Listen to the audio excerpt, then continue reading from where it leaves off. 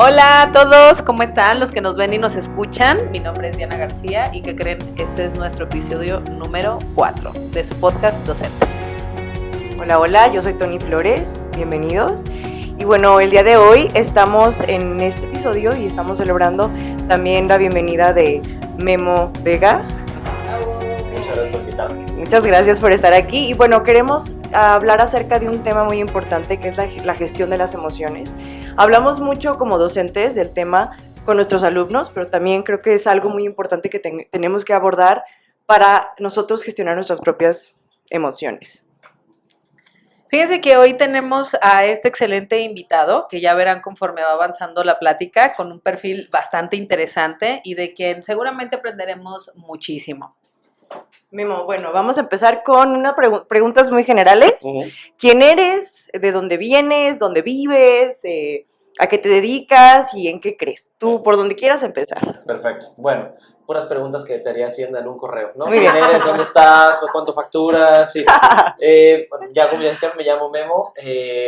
Soy especialista en el área de psicología. Es una persona que disfruta mucho la comedia, convivir con gente, con mucho interés por el área de neurociencias. Soy tal vez hermano mayor en una casa de 2 y estoy recién casado. Muy bien. Por ejemplo, ¿a qué te dedicas ahorita actualmente? ¿Qué es lo que haces de manera, hasta tus hobbies? A ver, platícanos qué haces. Pues digo, como hobby está el billar, no soy bueno, pero asumo que quiero pensar que en 15 años más voy a mejorar. Ahorita me dedico al área tengo 2 chambas. Mi chamba principal es el área de neuropsicología clínica. Trabajo en un consultorio con personas que buscan procesos de evaluación e intervención para cuestiones asociadas a pues, variables neurofisiológicas, ¿no? Problemas de neurodesarrollo como déficit de atención, dislexia, cuestiones, procesos neurodegenerativos como demencias, y usualmente también esa parte la voy acompañando con seguimiento terapéutico para casos de ansiedad, manejos de síndrome de estrés, burnout, cosas en esa línea. Y la otra parte de mi chamba se divide en dar clases. Doy clases en universidad, usualmente clases o el área de psicología o el área de neurociencias. Ay, muy bien, sí, entonces eres neuropsicólogo y profesor. ¿Y cuáles son las materias que impartes?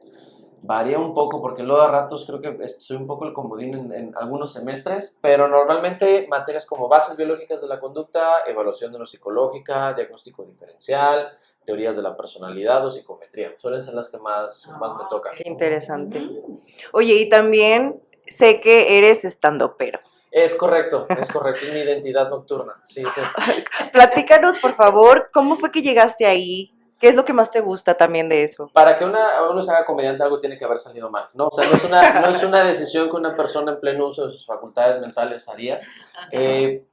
Pero cuando yo estaba en la preparatoria como que de repente me entró la cosquilla de me encantaría hacer comedia. Me encantaría ser comediante, se me hace muy interesante lo que implica un chiste. Cuando yo en la preparatoria descubrí un grupo de comediantes ingleses que se llaman los Monty Python, no sé, alguna vez los han... Sí, yo sé, los he escuchado. Sí. A mí me voló la cabeza haber visto Monty Python por primera vez, que coincidió en una etapa de mi vida en la cual experimentaba muchos puntos de ansiedad social. Y entonces, el humor de los Monty Python suele ser muy absurdo. Y en ese momento se sintió que era como una especie de bálsamo para una persona que todo el tiempo sentía que no lograba alcanzar como algunas pautas sociales, mantener presente que todo es ridículo. Y entonces sentí que ahí como que la comedia me enganchó a un nivel personal y desde entonces a la fecha, sentir que tengo un ratito al día, a la semana o el mes para voltear a ver algo desde lo absurdo, me da mucha paz, me gusta un montón.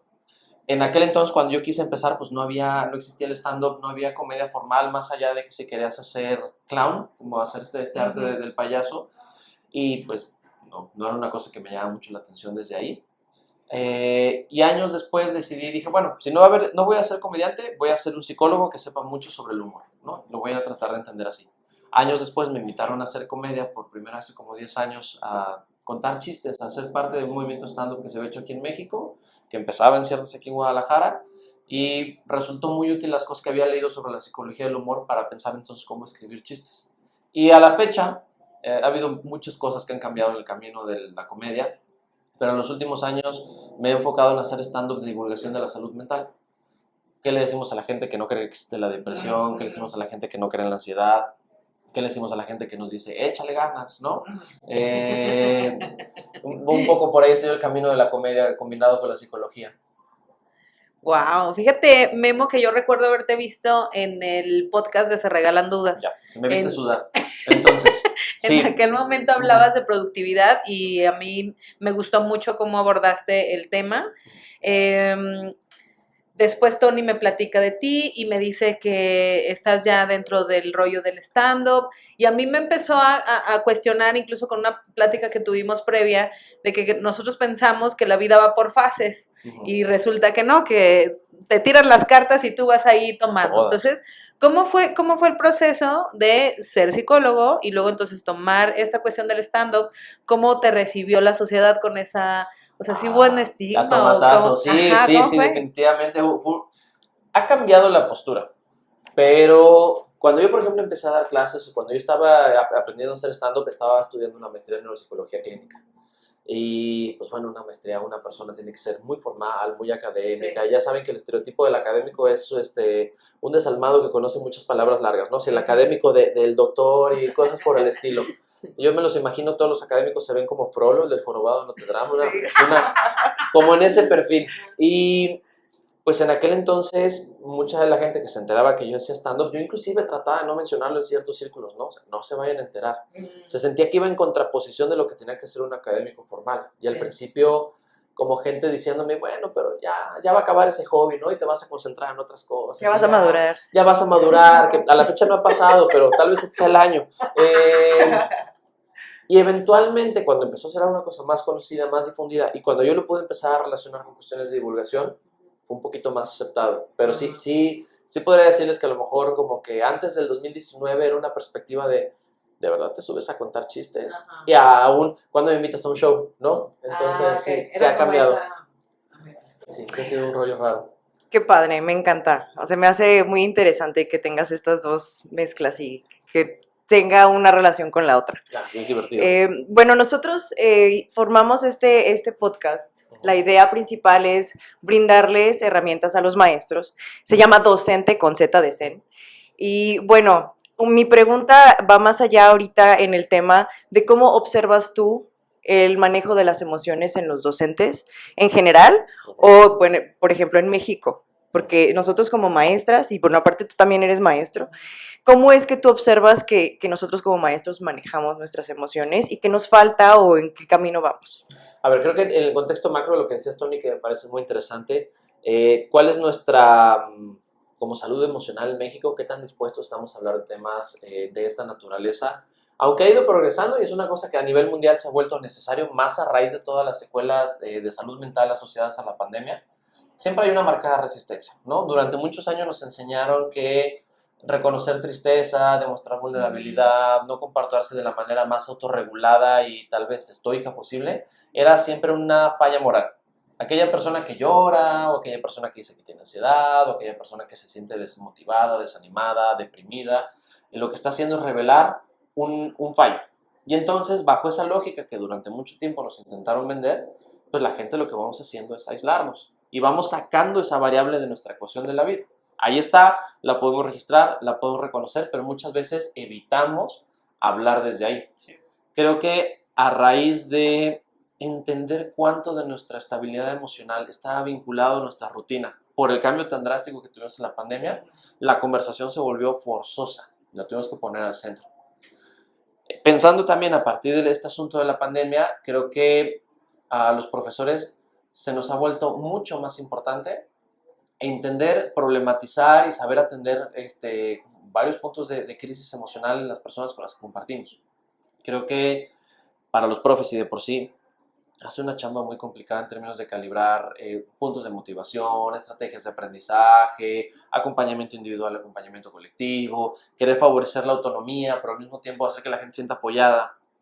Y ya ponerlos a pensar en cuáles son variables emocionales complejas sobre cuándo una persona se siente insegura, cuándo una persona se siente observada, cuándo una persona se siente deprimida.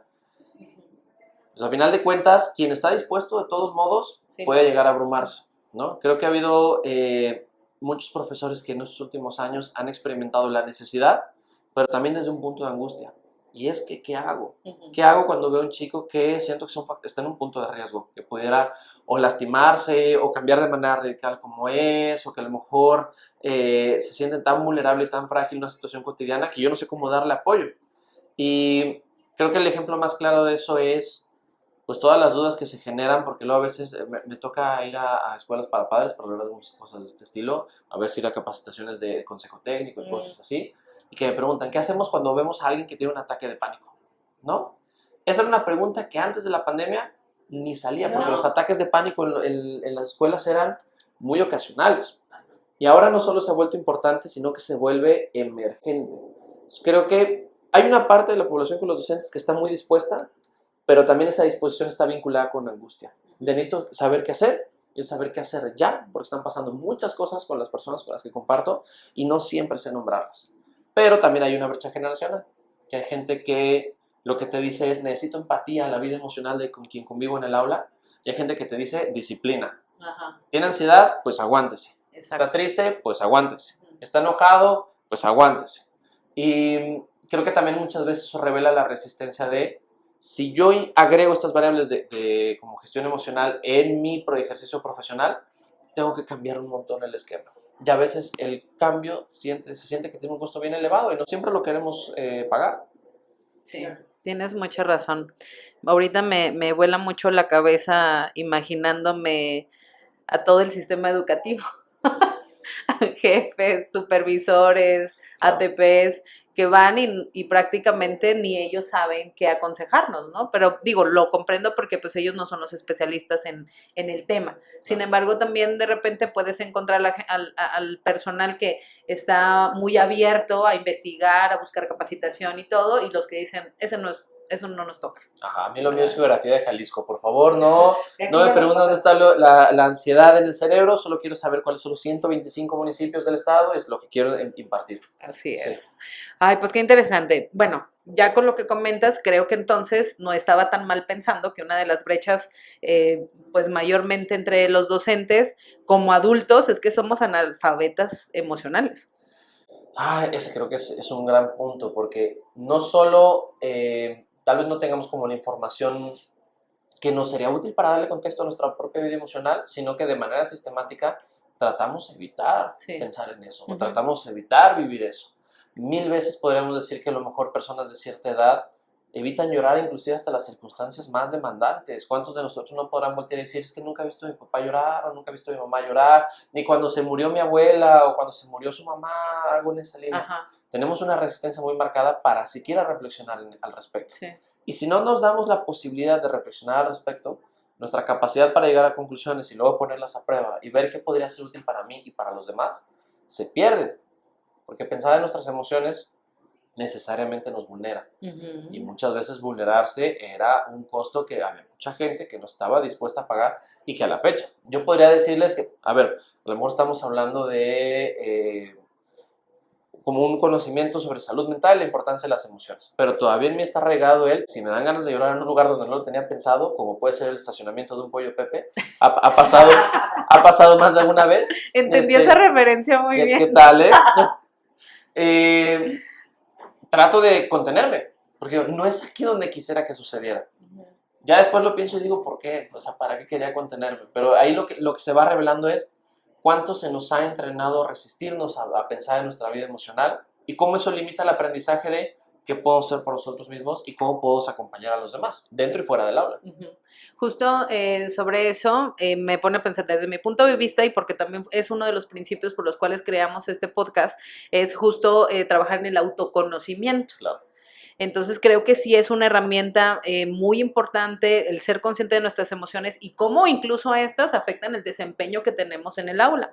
Una frase que me gusta citar mucho de Marian Rojas Estapé, que es una psiquiatra, es que cuando se comprende, uno se siente aliviado. Claro. ¿Cuál es tu opinión en el autoconocimiento? Yo coincido completamente con la frase porque, a ver, una de las cosas que más estrés causan en la vida es la incertidumbre, el no saber qué va a pasar.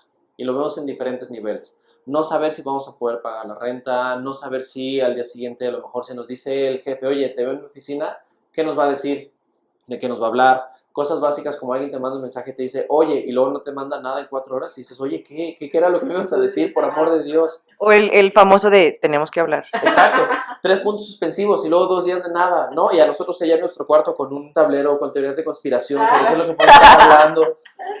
Y en términos generales la incertidumbre nos vuelve como muy susceptibles al estrés porque no sabemos ante una situación ambigua qué repertorio necesitamos implementar.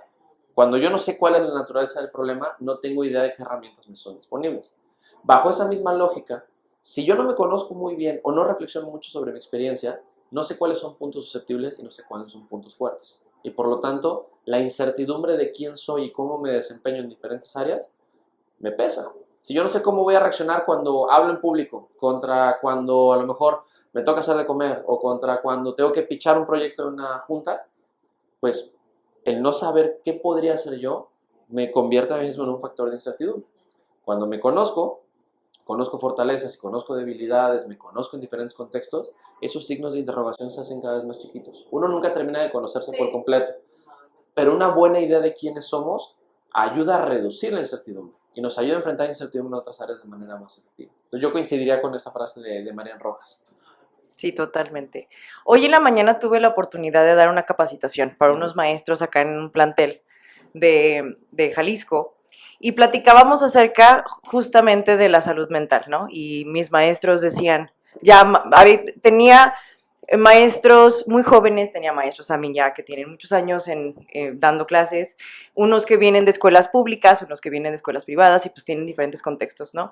Y creo que hay mucha necesidad también de aprender el vocabulario correcto para identificar lo que sentimos y poder separar lo que son, en este caso, las emociones y los sentimientos. ¿Cuáles son las diferencias de estas dos cosas? La definición clásica era que los sentimientos son constructos sociales asociados a las emociones. Es decir, que por ejemplo uno podrá sentir tristeza en una circunstancia con características de sentirse observado y decía, esto se llama vergüenza.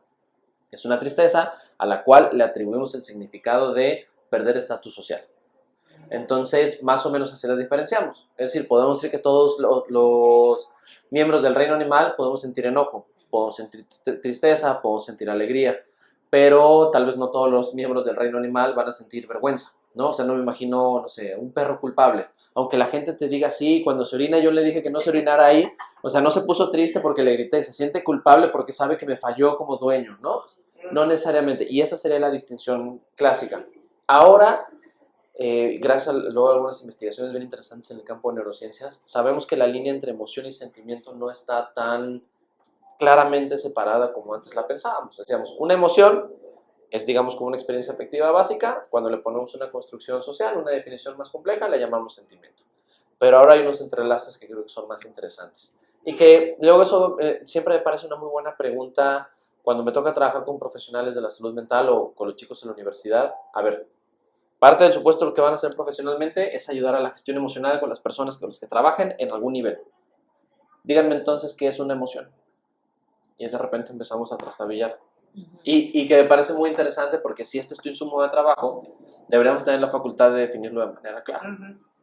Antes, y que es una cosa que también ha cambiado mucho en los últimos años, que estamos en un momento fascinante para hablar de emoción en neurociencias. Total. Decíamos, las emociones son respuestas fisiológicas derivadas de interpretaciones que nosotros hacemos y que favorecen ciertos tipos de respuestas. ¿Qué significa?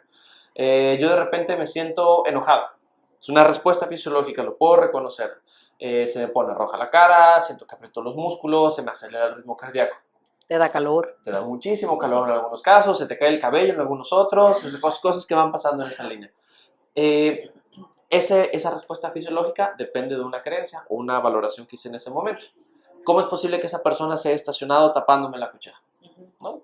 Y esa respuesta fisiológica me hace más propenso a una acción en particular, que en este caso podría ser pelear. Esta tensión muscular usualmente favorece el pelear.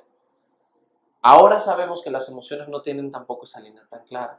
Hay una doctora que se llama la doctora Lisa Feldman Barrett, si no tienen oportunidad de ver alguna conferencia de ella, tiene una TED Talk maravillosa y tiene un libro fabuloso que se llama La vida secreta del cerebro. En inglés se llama How Emotions Are Made. Lo pueden encontrar en cualquier librería. y que habla mucho de cómo las emociones no son así de lineales. No estamos hablando de emociones básicas ni complejas, ni emociones, ni sentimientos, sino que una emoción es el significado que le atribuimos a un estado fisiológico que es difícil de definir, un estado interoceptivo. Y entonces, por eso tenemos tantas variaciones. Por eso hay gente que cuando se pone nerviosa, se paraliza. Pero hay gente que cuando se pone nerviosa, se ríe. Hay gente que cuando se pone triste, llora. Pero hay gente que cuando se pone triste, se ríe. Y hay gente que cuando se pone triste, se enoja. Porque hay gente que llora cuando, por ejemplo, se enoja muchísimo. Cuando toca afrontar a alguien, en lugar de tener esta respuesta de pelea, empieza a llore, llore, llore. ¿Qué es lo que pasa? Nosotros a lo que le hemos dicho, esto es enojo, esto es alegría, esto es tristeza, son cosas muy diferentes, solo que no nos damos cuenta. Es una cosa que es bien interesante. Hay un montón de cosas a aprender por las emociones. Fíjate que otra de las cosas que yo veo es que siempre se habla que sí hay emociones buenas y malas. Uh-huh. O sea, ahí como, ¿qué onda? Yo creo que es una cosa que también se ha intentado medio cambiar en los últimos años, porque si nosotros, por ejemplo, decimos emociones malas, ¿cuál podría ser? El enojo, a lo mejor. Es una emoción mala. ¿Qué significa entonces? ¿Que debería evitarla? Pues, y muchas veces hay consecuencias muy puntuales de evitar el enojo. Si yo trato de amortiguar, disimular o esconder mi enojo, a lo mejor no me defiendo en circunstancias en las que me tendría que defender. No levanto la mano cuando tendría que levantar la mano, no pongo un límite cuando tendría que poner un límite. La idea de que tenemos emociones buenas y malas creo que parte de una intuición que requiere otro nombre. Hay algunas emociones que se sienten muy agradables y hay algunas emociones que se sienten muy desagradables. La idea es que la tristeza usualmente nos hace sentir cosas que no son agradables, el miedo nos hace sentir cosas desagradables, el enojo en esa misma línea. Pero que algo se sienta desagradable no lo hace malo. El que algo se sienta agradable no lo hace bueno, ¿no? Yo podría decirles, a ver, si yo me como 15 tacos en una sentada, a lo mejor voy a sentir agradable, pero no va a ser bueno, les garantizo. De la misma manera, a lo mejor de repente como ir al dentista o cosas en esa línea, no necesariamente es agradable, puede ser desagradable, pero no lo hace malo. Yo creo que lo que termina sucediendo es que la gente mezclamos agradable con bueno y desagradable con malo. No hay ninguna emoción mala, sí hay muchas emociones que son desagradables, pero justo el que sean desagradables es parte de lo que tenemos que conocer. ¿Por qué es desagradable? ¿Cuál es el propósito de que sea desagradable? ¿Y qué hago con esto? Justo ahorita que mencionabas de la pandemia y todo lo que se ha venido después de que pasamos eso a nivel mundial, yo algo que sí creo que es algo muy bueno es que estamos teniendo esta conversación cada vez más, no nada más en el área de la educación, sino yo como mamá, por ejemplo, tengo más herramientas para poder gestionar también a mi hijo de 5 o 6 años cuando se siente de alguna manera, ¿no? Claro. Y me empecé a dar cuenta que también en la escuela donde yo trabajaba empezamos a tener como este tipo de programas nuevos en donde empezamos a tener actividades claves con nuestros alumnos para que empezaran a observar sus emociones y que las gestionaran. Bueno, la palabra gestionar se me hace como muy de adulto, ¿no? O sea, pero en realidad es muy necesario que nosotros empecemos a enseñar a los niños a que aprendan a gestionar esto que decimos de las emociones. Me dio mucho gusto un día que llegó mi hijo, chiquito de 5, 4 años, del kinder, y me acuerdo que empezó a llorar y empezó a hacer como una rabieta, y yo le decía, ¿pero qué sientes? Es que me siento azul, mamá. Entonces, me dio gusto darme cuenta que en el kinder empezaron como a asociar colores, pero partiendo de la caricatura de Intensamente, para que los niños entendieran que, by the way, por cierto, esa película se me hace brillante. Ay, Y ya viene la 2, que estoy muy emocionada. Ya viene, va a salir ansiedad. Ansiedad. Sí. Digo, no porque ame la ansiedad, pero pues tenemos que verla como algo real, ¿no? Claro. Entonces, a mí me dio mucho gusto darme cuenta que él a su edad, a los 5, 4 años, ya empezaba a gestionar o a poder nombrar y observar sus emociones. Entonces, cuando yo le hacía preguntas de ¿qué sientes? ¿Dónde lo sientes? ¿Quieres que te abrace? O empezó él también como a abrirse, a expresar lo que sentía, ¿no? Y a ponerle colorcitos si tú quieres, pero siento que es un gran paso para empezar a aprender a gestionar. Mi pregunta en particular es, ¿a qué se refiere la palabra o la pregunta yo ya gestiono mis emociones o gestionar mis emociones? Claro, y creo que es una muy buena pregunta porque sí, es cierto, la palabra gestión nos remite a otra categoría, como de la administración, el negocio, el dinero. Exacto. Pero cuando hablamos de gestión, estamos hablando de algo muy básico, la administración de recursos y la toma de decisiones efectiva en función de un contexto en particular. ¿Qué significa eso? Es una cosa que hacemos todos todo el tiempo. Cuando yo, por ejemplo, me siento triste, hay ciertas cosas que hago, hay ciertas cosas que dejo de hacer. A veces las cosas que hago me ayudan, me cuidan, ¿no? Como compartir con alguien cómo me siento. A veces las cosas que hago podrían terminarme lastimando. Como puede ser, me guardo lo que estoy sintiendo. Y eso luego ayuda a que la emoción de tristeza crezca y tenga otras ramificaciones. Cuando hablamos de gestión emocional es, a partir de lo que estoy sintiendo, qué opciones tengo disponibles para darle salida a lo que estoy sintiendo y cuáles de esas opciones me benefician y cuáles me perjudican. Por ejemplo, en adolescentes hablamos mucho de la búsqueda de sensaciones ante puntos de tensión emocional. Hay algunos chicos que, aunque pareciera lo más básico posible, no saben muy bien hablar de lo que sienten. No saben con quién pueden hacerlo, no saben cuál es el propósito, no le ven ni siquiera el punto para el desahogo. Y entonces, ¿qué hacen? Buscan otro tipo de experiencias que a lo mejor ayudan a liberar un poco la tensión, aunque no necesariamente vaya a ser la mejor estrategia. Chicos con ansiedad que son más propensos a consumir alcohol, ¿no? Porque el alcohol ayuda a inhibir actividad neuronal y a lo mejor esa inhibición en algún momento se siente agradable para una persona que está tensa todo el tiempo, pero después te habitúas a querer tener ese sedante contigo todo el tiempo para las cosas más básicas y tiene otras consecuencias. Entonces de eso hablamos cuando hablamos de gestión emocional. Ante este estado emocional que tengo, ¿qué alternativas están disponibles y cuáles tienen, digamos, como mejores resultados para mí? Piensen un poquito lo que hacemos cuando estamos en un ejercicio de terapia. Te dicen, es que me enojé muchísimo con eso y no supe qué hacer. Venga, pues, ¿cuáles opciones había? ¿A qué querías llegar? Y sobre eso vamos escogiendo alternativas. Vamos explorando cuáles nos parecen alternativas lógicas y no. Y a medida que vamos teniendo más de estas conversaciones, nuestra gestión mejora, porque conocemos nuestros recursos y conocemos los desenlaces que queremos tener. Ahorita me haces recordar que en algún momento cuando yo estuve en terapia así no me lo manejaron, ¿no? Como las posibilidades que tienes para actuar o reaccionar ante algo que estás sintiendo. Perfecto. Fíjate que en las aulas, sobre todo Tony y yo trabajamos en un nivel de educación básica.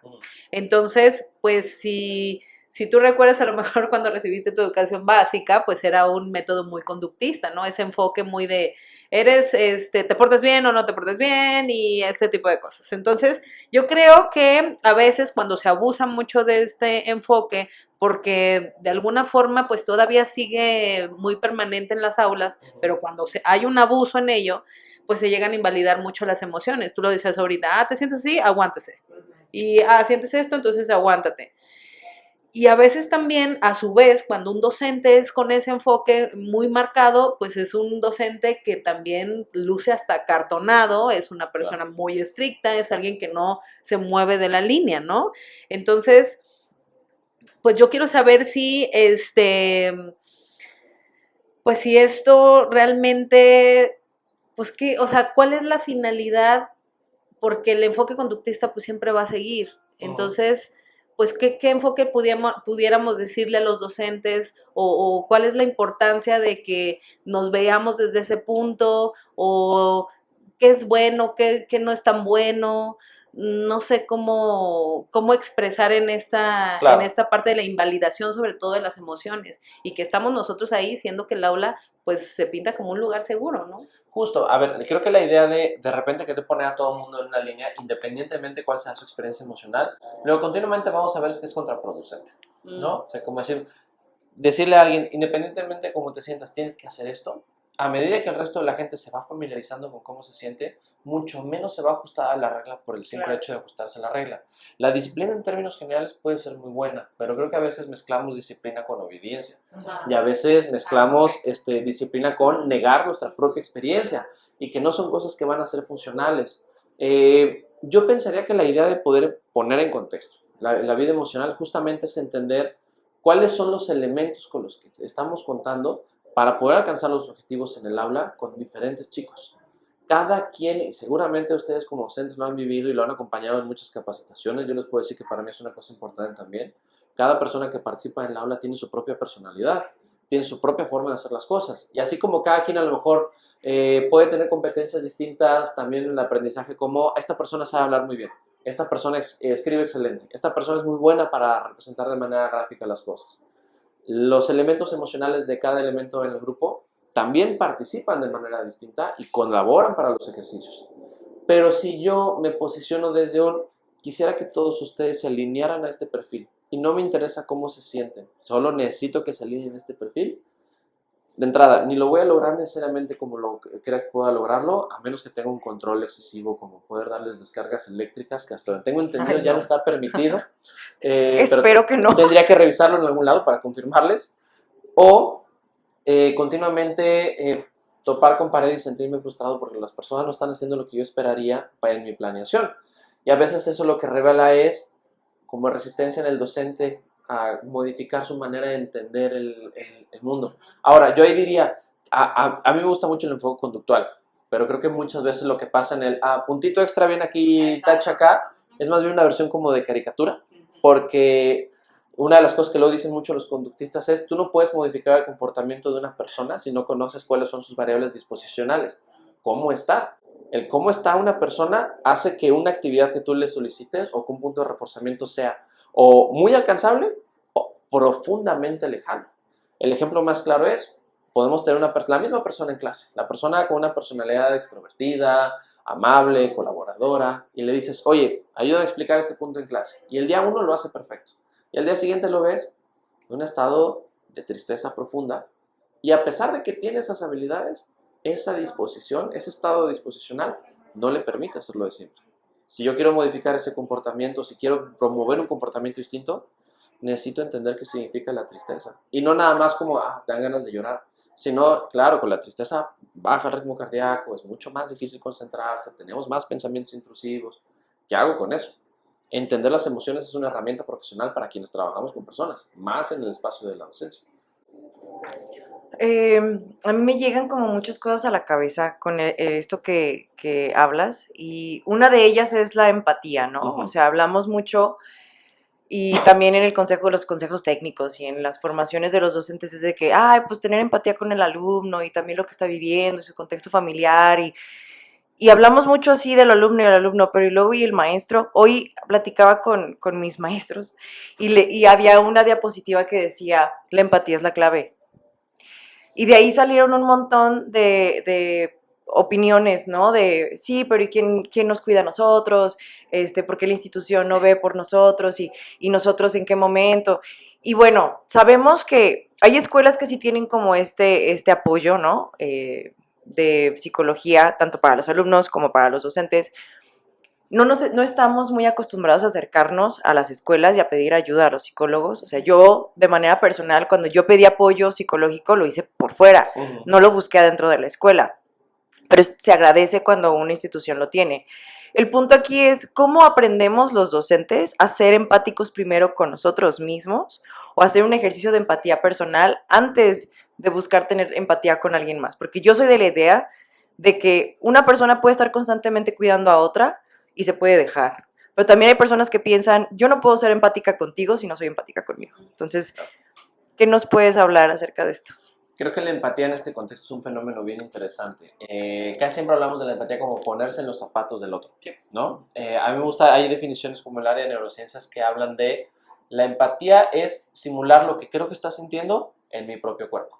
Entonces, y pasa en muchos niveles, ¿no? La gente que luego ve a alguien bostezar y bosteza. Ve a alguien reírse y le empieza a dar risa. Ve a alguien llorar y se le hace el nudo en la garganta. En diferentes niveles veo lo que te sucede, asumo una versión de ese estado y sobre eso trato de entender cuál es la lucha que estás teniendo.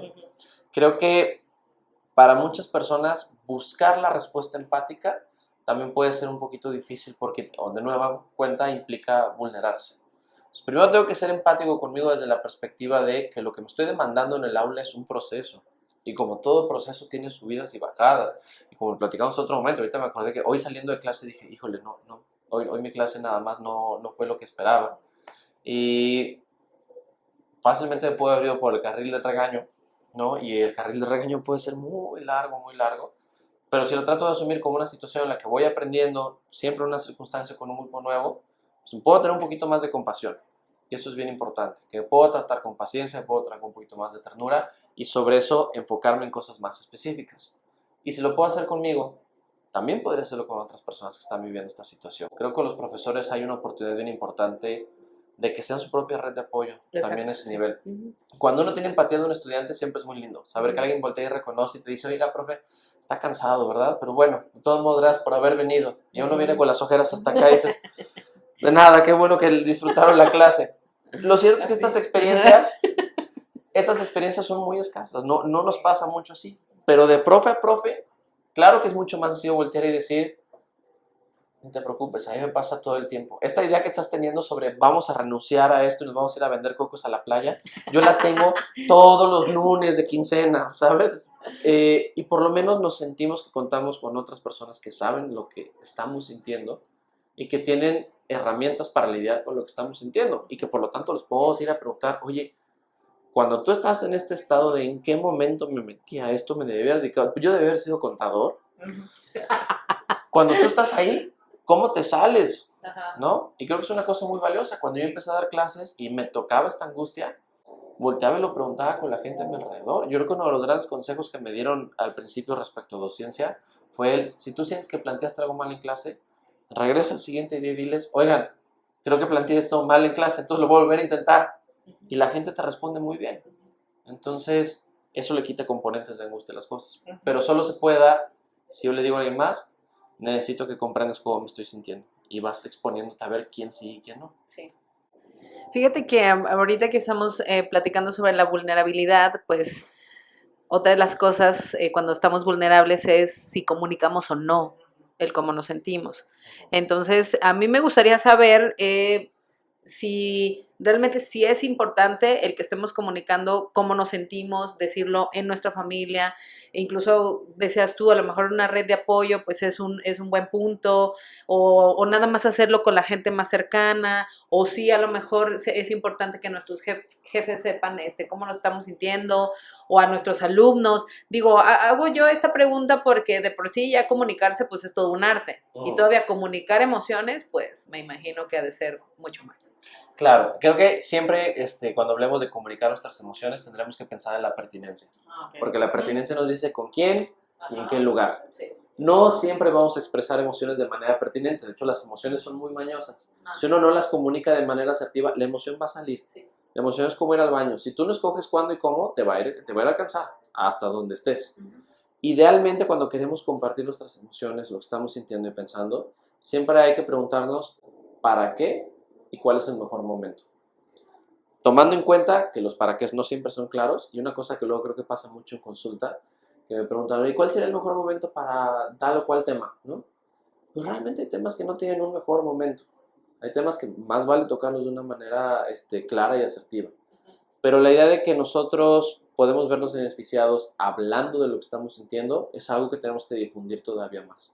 Creo que hay muchas cosas en nuestra experiencia emocional que medio las queremos platicar en secreto. Una persona que sientes que te va a guardar, no sé, o sea, cualquier confidencia hasta las últimas las circunstancias, cuando en realidad solo quieres decir, oye, me estresa, me cansa mucho criar, me cansa mucho educar, me cansa mucho trabajar. Y no debería ser algo que deberíamos guardar tan de cerca, porque si lo guardamos mucho también lo convertimos como este gran monstruo que no siempre es.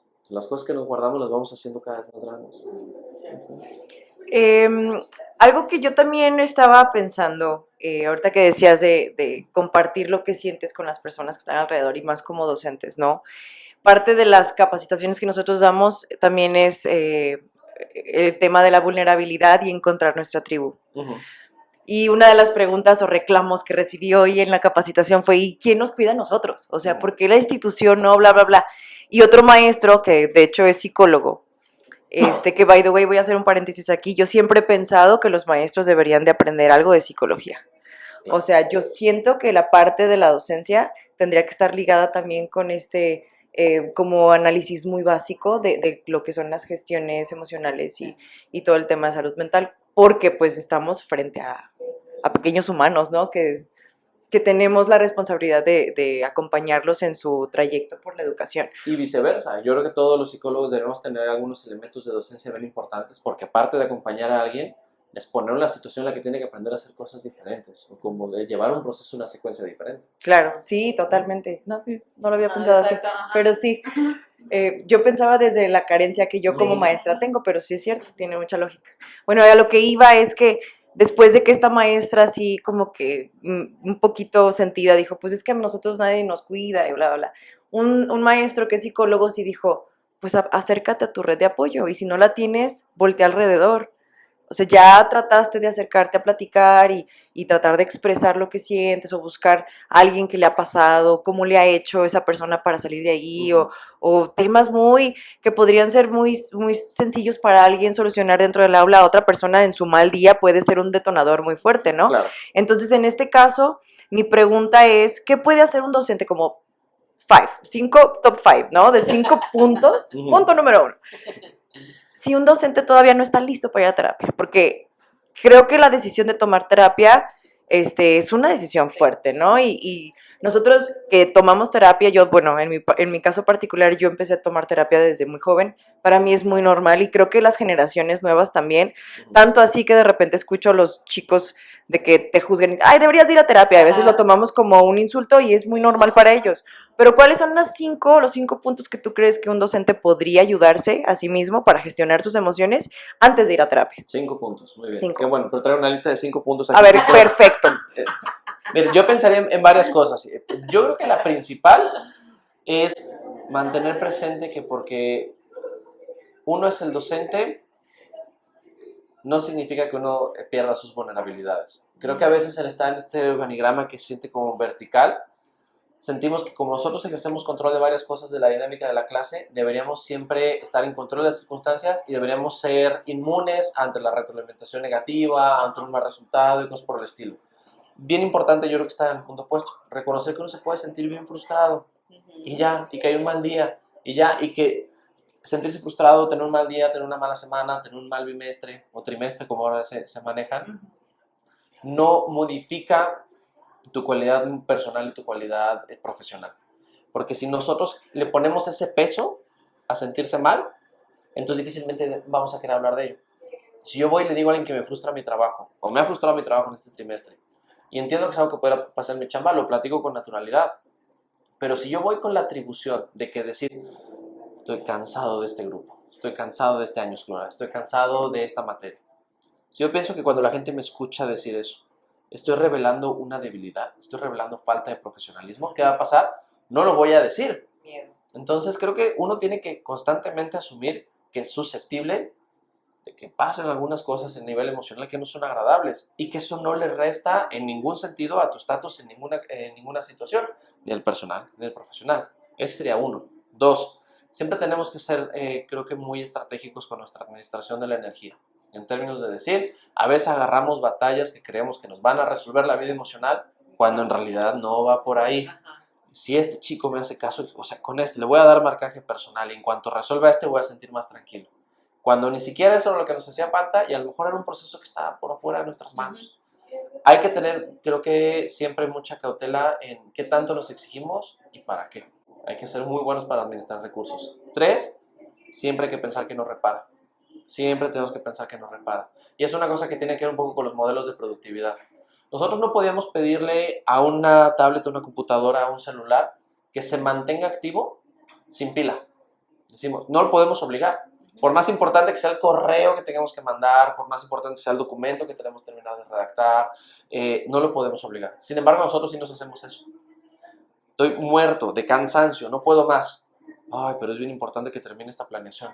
No, así como tu celular se apaga cuando se le acaba la pila y necesitas conectarlo ahí, tú necesitas tener un proceso de reparación en este momento.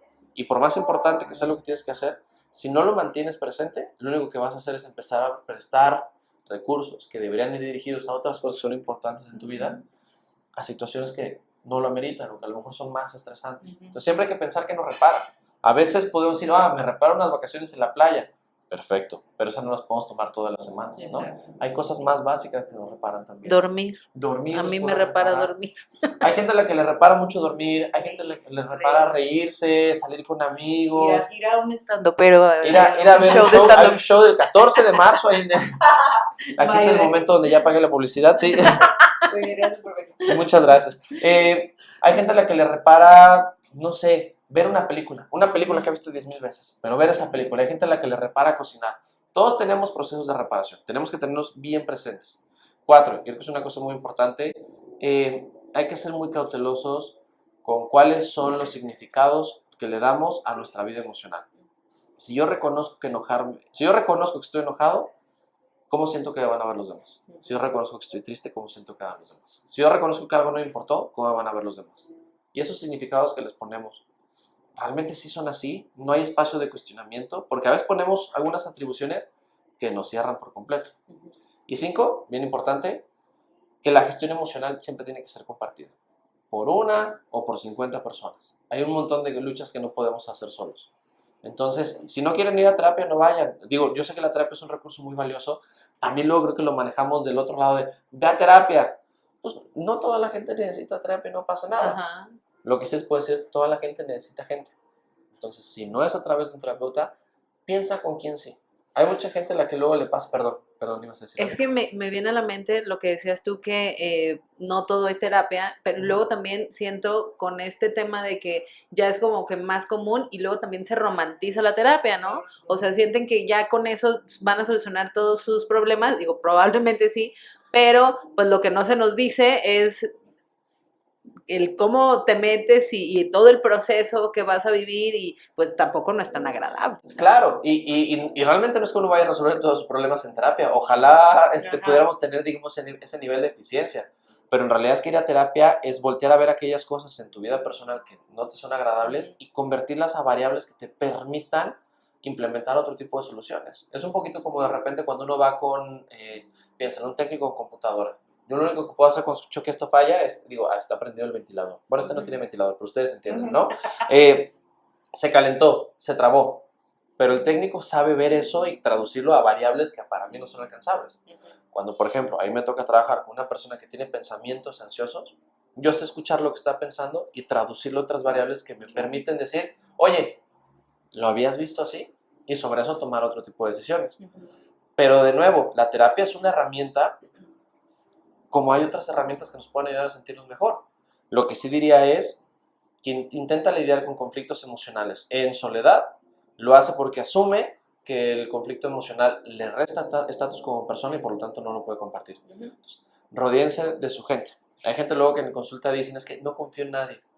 Ok, pues entonces justamente es lo que tenemos que trabajar. Toda la gente que está en tu vida, igual, ¿en cuál es la que menos desconfías? Pues por ahí vamos, camino de menor resistencia. Yo creo que serían 5 cosas. Wow, y lo logró, 5. Estuve sudando, así como que es la número 5.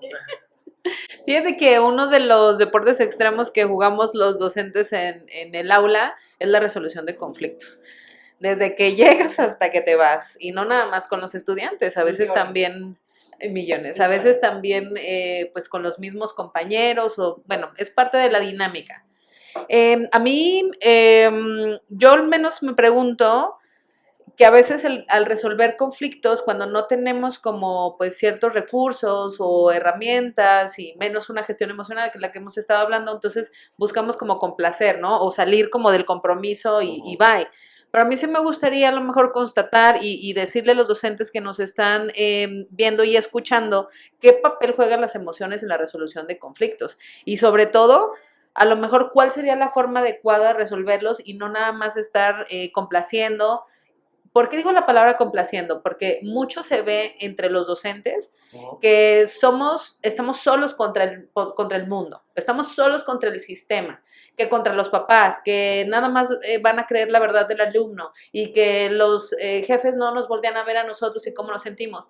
Y yo creo pues que a veces no es tan así, o sea, no estamos como tan metidos en el drama, sino que realmente sí podemos ver la resolución de conflictos desde otro punto, pero ¿qué piensas tú? Resolver conflictos es muy cansado, ¿no? Porque entonces hay que calibrar y calibrar y calibrar, y hay muchos conflictos que se dan como en una plataforma en la cual los argumentos no son suficientes. Cuando una persona está teniendo una experiencia emocionalmente adversa, moverla desde ahí con argumentos es bien difícil, es bien cansado. Porque entonces alguien se siente agredido personalmente, agraviado, a lo mejor en un conflicto detonaste un tema que viene desde muy atrás y la persona dice, hoy no, nunca más, si quiere arreglar su historia personal en un conflicto que no tenía nada que ver necesariamente con eso. Entonces yo diría que el primer punto de relacionar conocimiento de las emociones con la resolución de conflictos es reconocer que hay conflictos que son manifestaciones de cosas que nosotros no podemos arreglar. Si hay una persona que, por ejemplo, te grita en el tráfico hasta ponerse morada, no hay nada que tú le puedas decir del otro lado que lo vaya a tranquilizar, porque ese tren ya salió de la estación desde hace muchos años hacia atrás. Entonces hay que siempre pensar en cuáles son las batallas en las que nos podemos poner y hasta dónde queremos resolver conflictos. Porque entonces a lo mejor el conflicto se resuelve y ya se olvidó el tema, o el conflicto se resuelve temporalmente para que podamos hacer algo en el aula. Y creo que sí es bien importante promover que los conflictos en las instituciones educativas se aborden de manera institucional. Porque si te dejan a ti como profesora o como profesor con los elementos de, pues habla con ellos y convéncelos. Es asumir que la gente cuando está en un estado de malestar emocional es susceptible de ser movida a través de la conversación. Y no siempre pasa. Inclusive yo les podría decir en terapia, la gente que va a conversar para que la haga sentir mejor, comillas, comillas, no se mueve desde la conversación. Entonces, creo que asumir que nosotros tenemos un alcance limitado para resolver conflictos nos quita a nosotros esa presión. Y saber reconocer cuando hay alguien a quien no vamos a poder detener o mover de su posición en particular. Y preguntarnos entonces, ¿cómo puedo yo favorecer un proceso académico importante aún con esta persona en esta posición? Ahorita que estabas mencionando el tema de saber descansar o saber buscar qué es lo que nos llena de energía después de tener un mal día o cuando nos drenamos y así. Yo no sé si es generacional y no sé si les pase a ustedes, pero yo me siento culpable cuando descanso. Claro. Y es un constante como cuestionarme por qué, o sea, ¿por qué tengo que sentir que me merezco o más bien que tengo que buscar matarme todo el día para merecer un tiempo para descansar? Y yo sé que eso es algo, es una programación que recibí en algún momento de mi vida de mis cuidadores o del ejemplo que yo recibí, ¿no? A lo que va este comentario es, nosotros no descansamos y nuestro cuerpo después nos cobra la factura, ¿no? Entonces, ¿qué relación hay con las emociones y cuando se genera ya un malestar físico, emocional, de salud? Cuando tenemos ya un problema cutáneo en la piel y que después nos dicen, es que es el estrés. O es que tengo gastritis, es que es el estrés. O sea, todo viene relacionado también por el manejo que nosotros tenemos de nuestras emociones y que no nos dejamos descansar. Ese es un excelente punto y creo que luego ayuda a poner énfasis en la importancia de cuidarse. Nuestras emociones son interpretaciones psicológicas que hacemos sobre nuestro estado fisiológico. Si nuestro estado fisiológico es precario, las interpretaciones de cómo nos sentimos van a ser también muy nocivas. Y entonces, seguramente lo hemos vivido y el ejemplo más básico es, estamos más irritables cuando tenemos sueño. A lo mejor hay gente que se confunde la tristeza y el cansancio. Hay gente que confunde tal vez el miedo con un café que le cayó mal. ¿Qué es lo que pasa? Cuando nosotros hablamos de nuestra experiencia afectiva, básicamente estamos diciendo, tu cerebro está tratando de decir, oye, el estado de tu cuerpo tiene esta interpretación psicológica. Si yo continuamente me pongo en una situación de estrés crónico, voy generando que mi cuerpo se sienta más vulnerable. Y si yo voy generando que mi cuerpo se sienta más vulnerable, la lectura que hago de mí mismo es, estoy triste, estoy cansado, estoy enojado, estoy estresado, cuando en realidad son otras cosas las que nos hacen falta, ¿no? Entonces, por supuesto, la enfermedad puede hacer que nosotros hagamos una lectura de nosotros mismos muy distinta y poco favorecedora, y que por lo tanto estemos con experiencias emocionalmente adversas en instancias en las que a lo mejor no la meritan. N cantidad de historias podemos tener a nivel anecdótico, que un día porque no dormimos el día siguiente lloraste porque se te cayó la mayonesa, ¿no? O de repente sentiste que tuviste una crisis de 2 días porque no encontrabas tus llaves. Pero en realidad no es porque la situación de la mayonesa, no es la situación de las llaves que sea muy problemática, sino que tu estado corporal era precario y una situación así de sencilla se sintió profundamente amenazante. Y ahora, lo que dices de la culpa de descansar, yo creo que es una cosa bien interesante a platicar y que tenemos que tener como bien presente.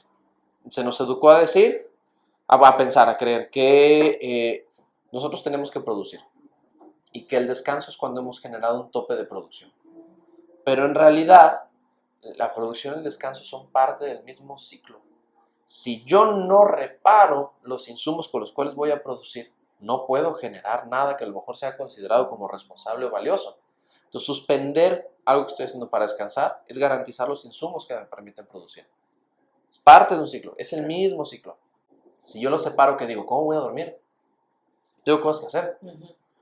A mí a veces me gusta pensarlo, me voy a dormir, porque tengo cosas que hacer. Y si me pones a redactar ahorita, no voy a poder redactar nada, no sé cómo se acentúan, si en esdrújula, sobre esdrújula, grave, aguda, no voy a poder. Para poder avanzar necesito irme a dormir. Y digo, me lo repito yo mucho porque a veces de todos modos me voy a la programación en automático, ¿no? Entonces tengo que cuidármelo. Sí.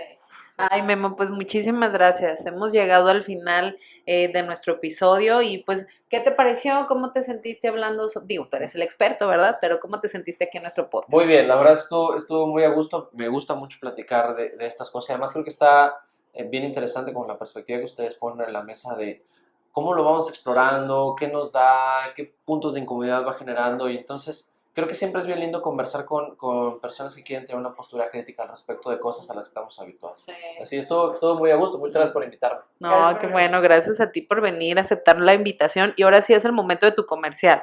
¿Qué Eso. sigue en la vida de Memo? Y tú como estandupero, si te vas a presentar o algo, adelante. Perfecto. El que sigue, pues, espero que dormir. No, o sea, por lo menos ahorita yo creo que me quedaría muy bien una siesta.